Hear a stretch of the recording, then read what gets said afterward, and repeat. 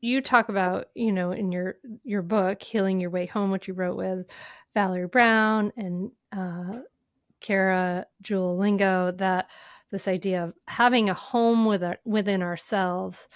And I almost think of that, like if we think about that in terms of sort of parenting and the language that people are using around parenting now, is the idea of like, we know that the idea of like a secure attachment for a child requires not that a parent necessarily sleep in a particular situation with that child, or wear them on their body, or not use a stroller, or whatever. It doesn't, that's not what matters, but it matters that the parent has a sense of security within themselves and then can offer that loving attunement to that child, right? And to me, that is finding a home within ourselves. Like when I think about what you guys wrote, this idea of finding a home with ourselves, that is that basis of like a secure attachment. And I'm just wondering, kind of like from your perspective, what does that mean? And how do people do this? How can people do this when their lives are so busy and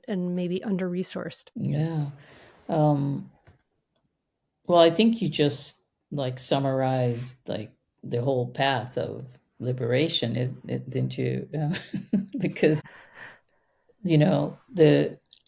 the transformation of ourselves is what we bring into the space. So any space, whether it's an adult or a child, and especially if it's a child that we're in a close relationship with as a parent or a care provider. Um, so finding that home, the stability of our inner selves, our inner world, is really what we're sharing with everyone around us. And again, especially with children, they take as people would say, they take the cue from us adults, and especially the people who are around them and are their primary caregivers. If we're a person who has this kind of unstable energy for whatever reason, right? No judgment, just saying that's how we show up because we haven't taken care of ourselves. That inner healing, we are transmitting that energy to those around us. When you walk into a space, we know it, right? Like you walk into a room with people and you can sometimes you immediately feel, oh, I can't be here.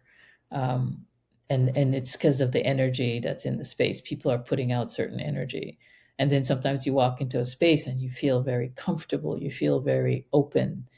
Your body immediately relaxes, and so the energy in that space is one that allows that. This is the same thing we do when we're around individuals and especially children, and they are little sponges, because they haven't hardened like us adults yet. So that, where we were like locked down and we're like now adults and now we're not vulnerable and etc. We know we don't have imaginary friends anymore. Um, but the children, they still are blossoming and they still are having friends that are we can't see as adults, and they're little sponges and they take it all in. And even when they're small enough to not have words yet, they're still taking it in, and their behavior is really replicating the energy that is around them. And so when the child is calm, usually the people around them that they spend most of their time with, they're also calm. And and then the other way is true as well, is when as adults we haven't taken good care of ourselves, to transform the things that are hardships and the things that have made us suffer.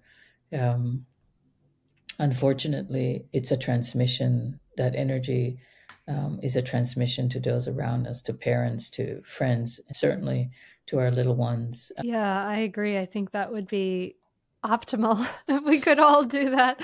Unfortunately, it's not, and we get to parenting and we get to places where life is chaotic and busy and distracted. And um, I guess that's what I try to help people, is to kind of carve out moments of stopping, that parents need to just help our help our hearts and minds stop racing into the future and the next thing and the next thing and the next thing and the next thing and the achievement and the go and the go and the go, to just give ourselves moments. Because, for me, like a huge thing that drives me is Tay's quote, you know, when you love someone, the best thing you can offer is your presence.